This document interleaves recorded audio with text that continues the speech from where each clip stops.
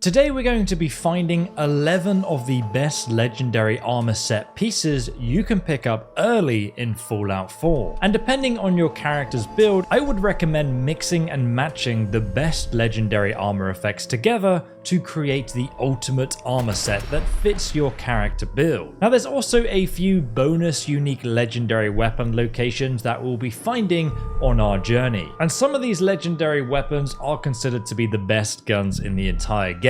But if you're looking for some extra caps to buy them, make sure you check out my other guide in the description below. Now let's get started by finding the legendary Black Ops armor set. But today's sponsor Wildermyth has almost 15,000 overwhelmingly positive reviews on Steam, and I'm really excited to tell you about it because they just released their new DLC. But if you've not played Wildermyth before, it's a ridiculously deep, character-driven, tactical roleplay game where your choices really do shape the procedurally generated world as you play. It really enhances the traditional tabletop experience and can even be played in co-op. I can see why it's won awards with its innovative approach to character storytelling. They can fall in love, age, disagree, and transform with ever-changing outcomes and consequences. Now the new Omen Road DLC introduces a revolutionary gameplay experience with its node map, offering a roguelite mode that emphasizes the tactical combat. And as you can imagine, there's going to be a plethora of new weapons and gear that can be acquired in this new bio of the Nether Flare, and then brought back with you into the main game. So prepare for intense battles, treasure hunts, changing relationship dynamics, and character transformations as you dive into this new expansive story campaign, A Walk in the Underlight. And it features more worlds than Wildermyth's two largest existing campaigns combined, with over 75 new missions, 20 new bosses, and 25 new maps to battle across. You can check out the new Wildermyth DLC for yourself from the link in the description below. But now to get the Black Ops armor set, we need to go north from Diamond City across the river to Bunker Hill. It's right here near the USS Constitution. Now Bunker Hill is marked by this extremely large white obelisk monument, which is very easy to spot from most areas on the map. Once you come up to the entrance, you'll be confronted. What? I said caravan or raider. Which are you? And make sure that you say that you're not a raider. After that, you'll be able to proceed inside, and this is essentially a trading hub area for all the merchants that come and go from this location.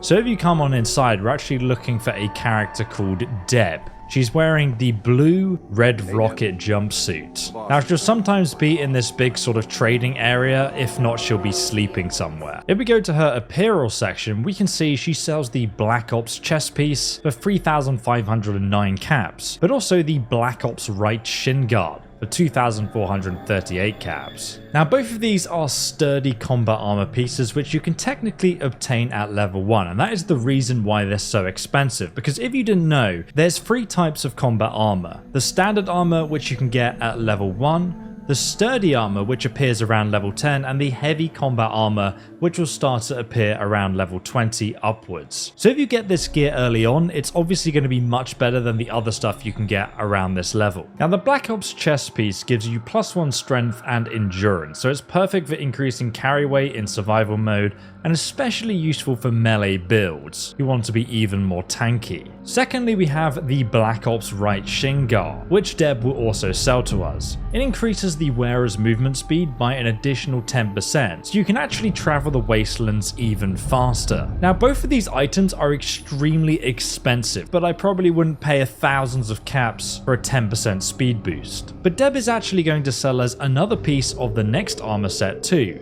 the Destroyer's Combat Armor Set. She sells the Destroyer's Arm Piece, which reduces damage while blocking or sprinting by 15%. Now, this is probably one of the worst legendary effects, so feel free to skip buying it, even if it is just 500 caps. Now, to get to the next location from Bunker Hill, we're going to want to head all the way south over this overpass here. And just here, we're going to get to Good Neighbor, and this is the location we need to come to. Now from Diamond City, it is just to the northwest over here on the map. Now when you first enter Good Neighbor, you're going to want to come to the store on the right here called Daisy's Discounts. Daisy. She's going to sell you the Destroyer's leg for 500 caps and the Destroyer's chest piece for 1,100 caps. Now the Destroyer's chest piece reduces damage from humans specifically by 15%.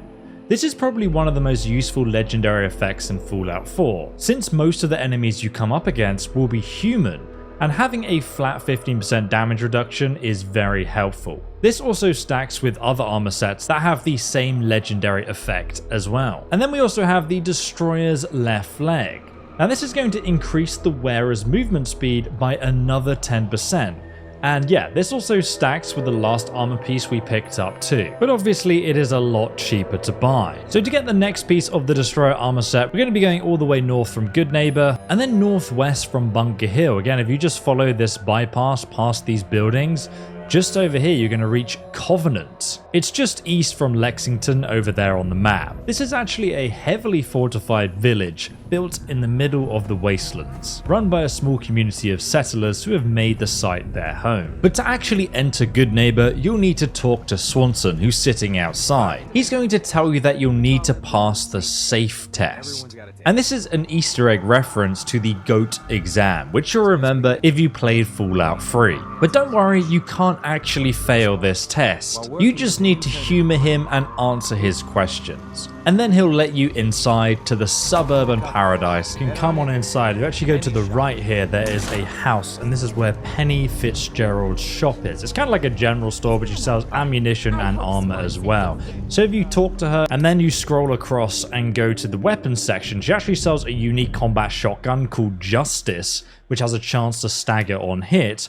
But what we're here for is the Destroyer helmet. It has a value of only 468 caps, a damage and energy resistance of 13. But most importantly, the legendary effect gives you +1 charisma and intelligence, which means you'll level up faster and you'll have better prices at shops. But I will actually show you an arguably better combat helmet later on in the video. And of course, all of these legendary armor sets can be upgraded at the armor workbench too. Now to get the final piece of the Destroyer set, but also another armor set as well, we're going to have to come to Vault 81. And oh my goodness, it is well worth coming into this location because it is full of a lot of useful items. Diamond City is located just to the east of this location, so if we go west from here, past the Chestnut Hill Rock Reservoir, we'll eventually get to Vault 81, just on the outskirts of the city here. Now the location itself is a pretty rusty fenced off area, with a dark tunnel which leads to Vault 81. And there's a small campsite out front. Now when you do arrive, you can just come into this area through the big gap in the fence, and sometimes, if you're lucky, you actually meet the Wandering Trader, whose name is Cricket.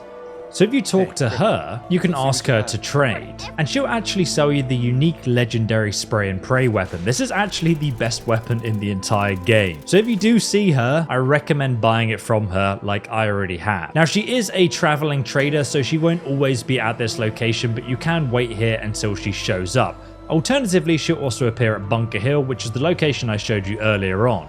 But now we actually want to get inside Vault 81, so let's go ahead and enter this dark cave. So here we are inside the entrance to the vault. We're going to have to communicate with them and ask them to let us inside. So let's go ahead and activate the vault door communications here with our Pip-Boy, since we're one of the few people who actually have a Pip-Boy to do this. Hold it right there. Vault 81 security. Now to actually get inside Vault 81, you'll need to let them know that you're not a threat. So tell them that you're here to trade. You help us, we help you. Now the Overseer will come on the Tannoid and ask you to assist her with a quest. You can either say, I'm a fellow Vault Dweller, can't you just let me in? And depending on your speech skill, they might just open the door for you, allowing you to enter without doing the quest, or alternatively, you can ask them what they need. I'm interested. What is it you need? Fusion cores. 3 to be exact. You get the fusion cores, we grant the access. Now she only needs 3 fusion cores, and depending where you are on the game, these are really easy to obtain. And I already happen to have them on my person, but so tell her that you have the fusion cores. I already have the fusion cores you need. And she'll then open the entrance to Vault 81. Now there actually used to be a cool bug that you could exploit where if you drop the fusion cores from your inventory on the ground and then talk to the Overseer, she would never take those fusion cores from you. But it seems like that's been patched now and she won't actually talk to you unless yes, you have those fusion cores in your inventory. So we're going to go ahead and talk to the Overseer, give her those fusion cores, and then we'll be allowed to proceed into the vault. And we want to go just to the right here. Now you can come on inside through the radiation area. You'll get scanned to see if you have radiation here, and then you can open this door, head on through the next corridor, and right ahead you'll see an elevator which you can go ahead and jump inside, and cool to go down to the main floor of Vault 81. So head out the elevator and take a right, and just here you're going to find a shop called the Depot. Inside here you'll meet Alexis Combs. Hey there. Now Alexis will also sell the weapon, the Overseer's Guardian, which is a combat rifle that shoots an additional projectile each time you fire it. One of the best weapons in the game as well. But most importantly, we came here for the Destroyer's right leg, going to increase the wearer's movement speed by another 10%. And again, yes, it stacks with the others as well. So it's a faster way of traveling the wasteland, but I wouldn't spend more than 500 caps on this. But in addition to that, she'll also sell the Overseer's left arm guard and the Overseer's right arm guard. Now you may be wondering why these two pieces of armor have a value of 7,500 caps each. Let's go ahead and buy them and take a look. So firstly, both of these shoulder pieces are actually the heavy combat armor version, which is the strongest version you can get in Fallout 4. It can carry you all the way through to the end game, so it's always going to be worth spending this amount of caps just for the armor rating alone. Secondly, you have the legendary effects on the Overseer right arm guard, which reduces damage by 15% when you're standing still and not moving. And yes, it is possible to stack all of these legendary effects across all 6 pieces of your armor set for a 90% reduction in damage when you're standing still. This is actually fantastic for a heavy weapons build and even a melee build as well that uses the perk Rooted, which increases your melee damage while you're standing still. Secondly, we have the Overseer's left arm guard, which reduces your action point cost by 10% in VATS. This is pretty damn handy for any character using a VATS-based weapon build, especially the laser weapon, the Righteous Authority, which deals double critical damage. There's a guide on how to get that weapon linked below. But now we will leave Vault 81 and get the Commando armor set. This legendary armor set can be obtained on the Brotherhood Prydwen, which is a location you unlock after joining the Brotherhood of Steel faction. This can be done by assisting them here on the map at Cambridge Police Station. If you then continue the main story quest until you defeat Kellogg at the end of Act 1, the Brotherhood of Steel will then arrive on the Prydwen.